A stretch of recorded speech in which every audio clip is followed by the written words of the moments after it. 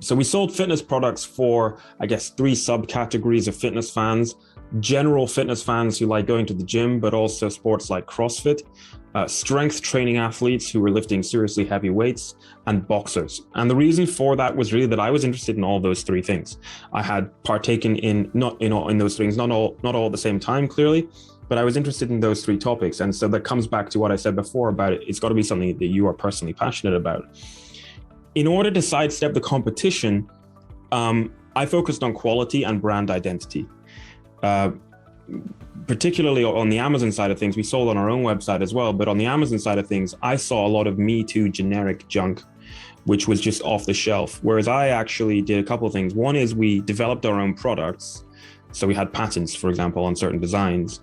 The second was where we couldn't develop our own unique product, we would work with manufacturers to take their off the shelf components and essentially rearrange them into something better, and often work with them to actually improve the quality of those components, whether that was by changing the shape of something or improving the materials that we used. So quality meant that over time, and you have to be patient and let it take time, but over time you are going to beat the competition.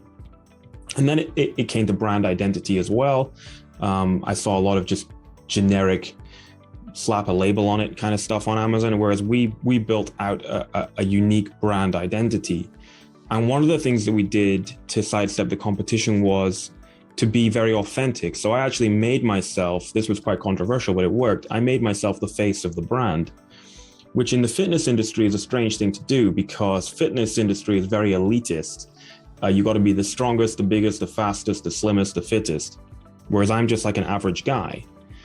So making myself the face of the brand was a bit of an odd thing to do, but it worked because my customers wanted to buy from a real person or a brand that reflected a real person. So I basically said, look, I'm a normal guy, but I like fitness and I want high quality equipment, so come buy from us. And that worked. Hey, it's Ria Mittal here. Before you leave, make sure to subscribe to SellerUp's main YouTube channel where we upload all things Amazon and some how-to guides that will make sure that you're running on Amazon. You will not get this anywhere else. Until the next time, happy selling.